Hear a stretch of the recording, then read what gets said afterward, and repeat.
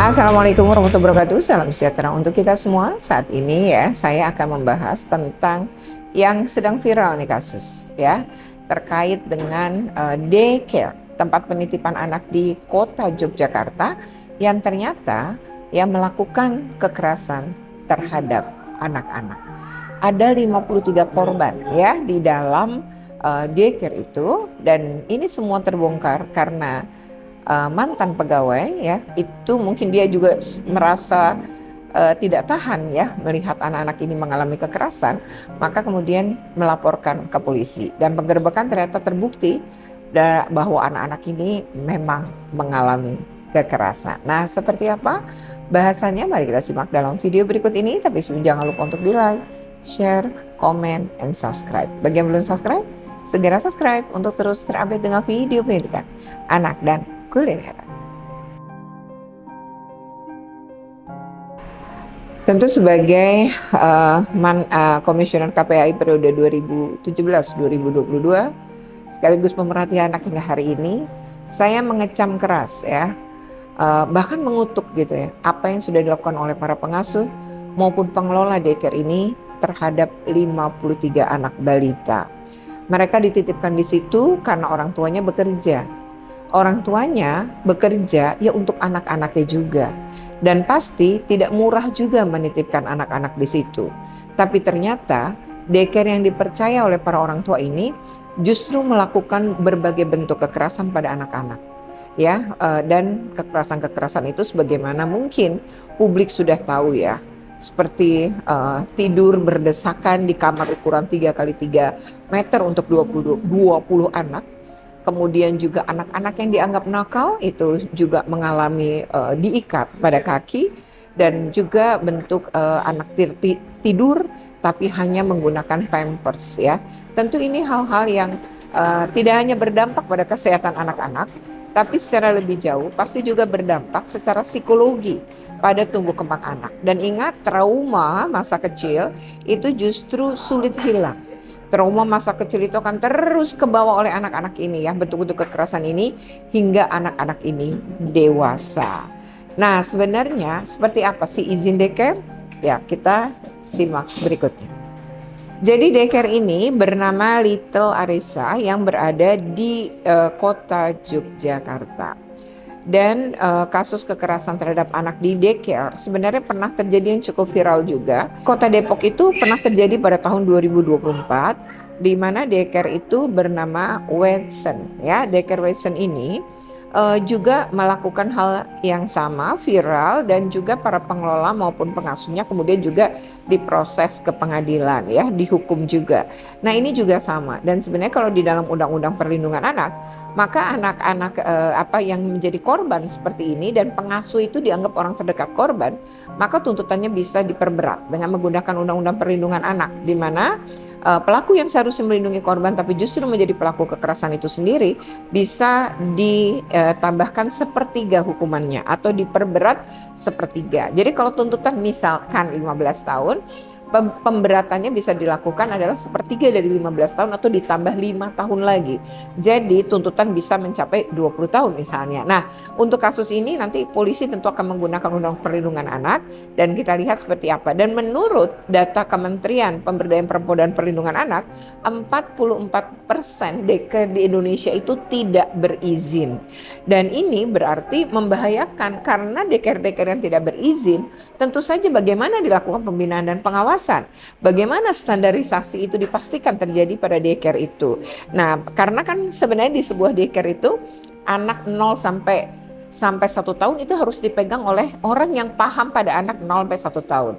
Lalu anak yang umur 1 sampai 2 tahun juga harus dipegang oleh orang yang bersertifikasi untuk anak usia itu. Jadi ini penting banget karena di daycare itu sebenarnya anak itu juga digerak-gerakin, bagaimana kemudian mereka tuh bisa melakukan tumbuh kembangnya secara fisik, secara mental. Nah, kalau kemudian tidak terjadi, maka sebenarnya ini udah asal-asalan aja. Ini cuma cari uang tapi tidak melakukan perlindungan terhadap anak, bahkan melakukan penyiksaan terhadap anak-anak. Nah, sebenarnya izin daycare itu dikeluarkan oleh, kalau di Jakarta namanya PTSP.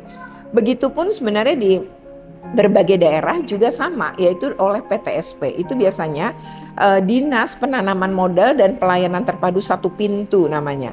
Dan itu ada di semua kabupaten kota, termasuk tentu ada di DKI Jakarta juga ada, di kota Jogja ya ada gitu. Nah, proses perizinan ini harus juga didukung oleh dua hal, karena biasanya daycare itu punya PAUD, maka disitulah Dinas Pendidikan harus hadir untuk melakukan rekomendasi. Yang kedua, itu harus dilakukan juga semacam sertifikasi, dan itu pun harus dilakukan ya, jadi harus keluar gitu izinnya bahwa mereka masuk dalam standarisasi yang sudah ditetapkan oleh peraturan perundangan. Jadi ada si pengasuhnya itu punya sertifikat untuk dia megang anak umur berapa, kemudian daycare-nya sendiri, pengelola sendiri, termasuk peralatan dan termasuk fasilitas seperti kamar yang tentu tidak bisa berdesak-desakan, karena anak ini kan juga tidur ya, tidur siang ya, sehingga tidak boleh juga dengan berdesak-desakan. Nah, ini hal yang menurut saya penting ke depannya. Seharusnya memang ada peran serta masyarakat. Dalam hal ini harus mengadukan ketika kok ini janggal ya, daycare tapi sering sekali kita dengar anak nangis.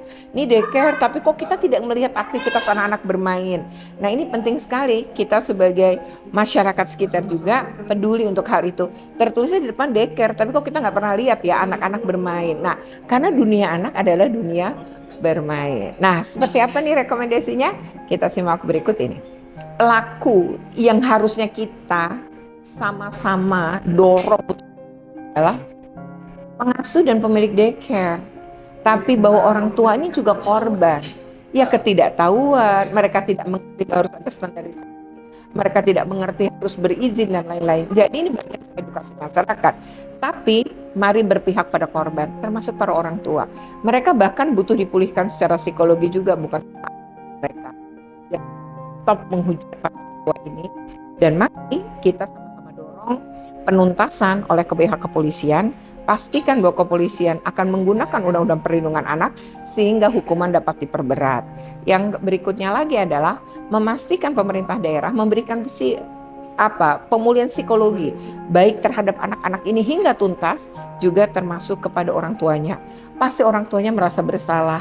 Kenapa ya kok kita tidak melihat tanda-tanda kalau anak kita stres, kalau kita nganterin anak kita terus nangis gitu tiap mau melepas, mau kita titipkan gitu. Sebenarnya itu anak ketakutan, tapi kita nganggapnya mereka manja karena mau berpisah dengan kita. Nah, lalu punya rasa bersalah. Bapak dan Ibu yang anak-anak Anda adalah korban, jangan pernah merasa Anda kan tidak tahu, dan ini bagian dari pembelajaran. Jadi stop menyalahkan diri sendiri, tapi yang ada adalah kita ke depan bagaimana anak-anak ini akan mendapatkan tempat penitipan yang tepat. Nah, kemudian yang penting sekali adalah menurut saya kanal pengaduan. Pemerintah daerah mungkin harus membuat ini, mendorong masyarakat untuk ikut juga membantu melapor jika memang ada tanda-tanda nih kok ada daycare tapi anaknya kok kedengeran tangis melulu ya. Nangis karena rewel dengan nangis karena disiksa berbeda. Lalu kalau tidak terlihat di dalam sebuah daycare keriangan anak-anak dan anak bermain, berarti daycare ini ada masalah. Jadi mungkin untuk mencegah aja, laporin aja dulu, nanti kan ada pengawasan. Dan ingat, banyak daycare tidak berizin. Kalau tidak berizin, maka tidak mungkin pemerintah juga melakukan pembinaan maupun pengawasan. Jadi kita yang bantu bahwa ini ada daycare nggak berizin. Jadi pemerintahnya kita kasih tahu ya. Demikian ya. Semoga ini bermanfaat, jadi pembelajaran buat kita semua. Dan mari jangan menyalahkan korban, jangan menambah korban punya beban berikutnya. Mungkin kita semua juga pernah bekerja dan bingung nitipin anak. Iya, kalau ada tempat seperti orang tua, tante, bibi, atau siapapun. Tapi kalau tidak, mungkin kita terpaksa harus menitipkan anak-anak di daycare. Dan yang paling penting lagi adalah kita tuh nggak abai dengan tanda-tanda. Anak kita ngigo, gelisah, takutan.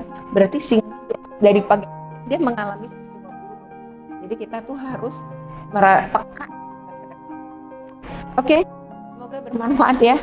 Sekali lagi, pilihlah daycare yang tepat seperti tadi sudah kita uraikan di dalam video ini. Oke, terima kasih. Jangan lupa untuk di like, share, komen, dan subscribe. Bagi yang segera subscribe untuk terus terupdate dengan video pendidikan anak dan kulineran. Terima kasih. Wassalamualaikum warahmatullahi wabarakatuh. Sampai ketemu lagi pada video berikutnya.